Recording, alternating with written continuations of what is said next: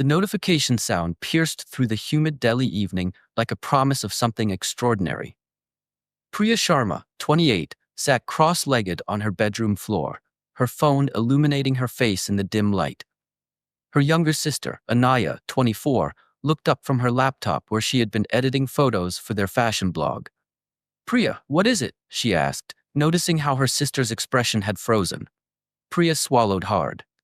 "We've been invited," she whispered, "to Klaus Richter's annual charity gala in Hamburg."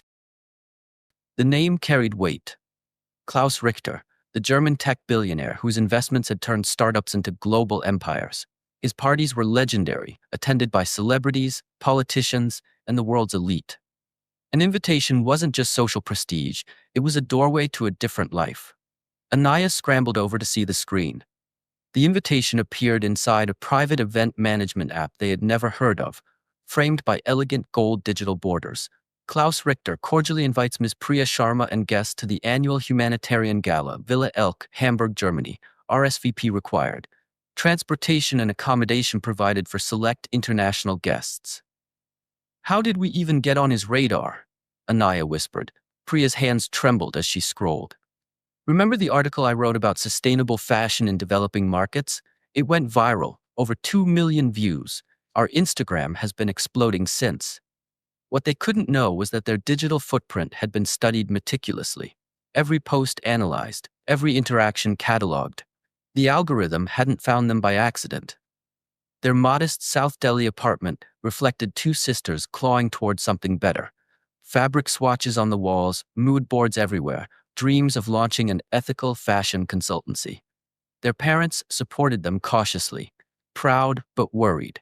"We have to go," Anaya said, eyes shining. "One night there could change everything." Priya hesitated. "It's 3 weeks away. Visas, gowns, expenses.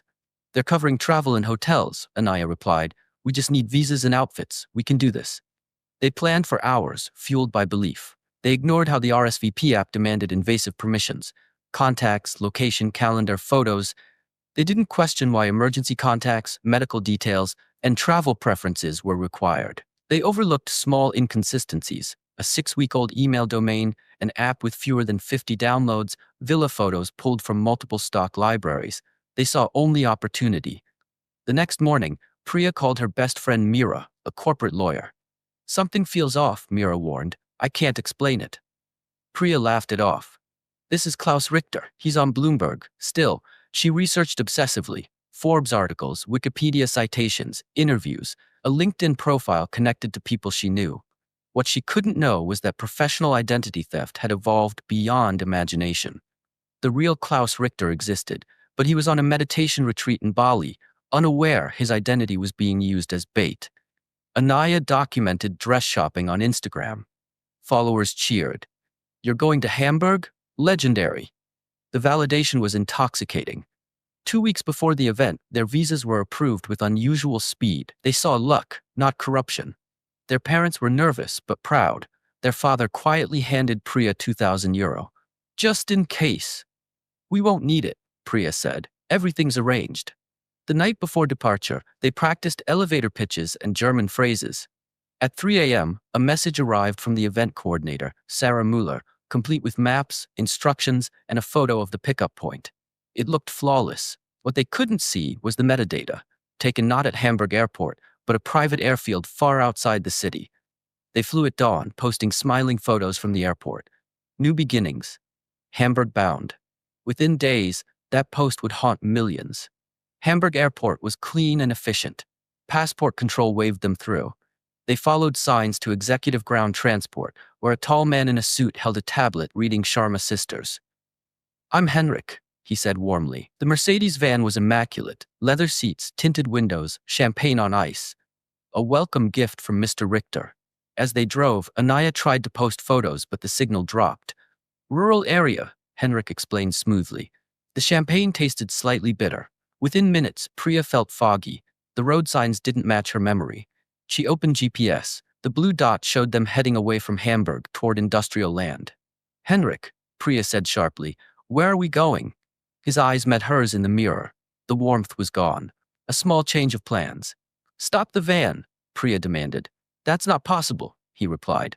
Child locks clicked. Terror cut through the haze. Priya tried calling for help, her fingers clumsy. The last GPS reading burned into her mind before the signal died. The van turned onto a dirt road, stopping at a rusted warehouse. Inside, people moved, dressed in evening wear. Henrik smiled coldly. "Welcome to the party." Two men opened the doors. "The bidding has already started." Strong hands dragged them inside. Another injection. Darkness. Priya woke on concrete. The warehouse had been transformed. String lights, a bar, well-dressed guests. But this wasn't a gala. It was an auction. On a stage stood women in gowns, hands bound, numbers pinned to their dresses.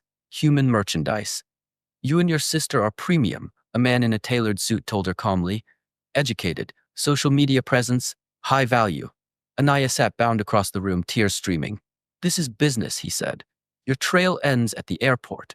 A woman tried to escape. She was beaten and resold as damaged merchandise. The message was clear.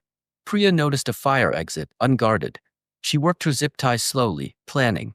When guards came to prepare them, scissors cut the plastic. In that instant, Priya struck, breaking a nose, grabbing a bottle, freeing Anaya. Gunshots rang out as they ran. They burst into the night, hiding between shipping containers as guards hunted them. They crawled through gaps, ran toward distant lights. A gas station. People. Salvation. A van roared behind them. A gunshot. Priya fell. "Go," she tried to scream. Anaya turned back. The second shot took her. They collapsed feet apart, hands reaching, never touching.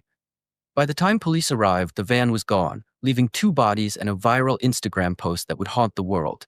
The invitation had promised opportunity. It delivered only death, at the entrance to a nightmare disguised as a dream.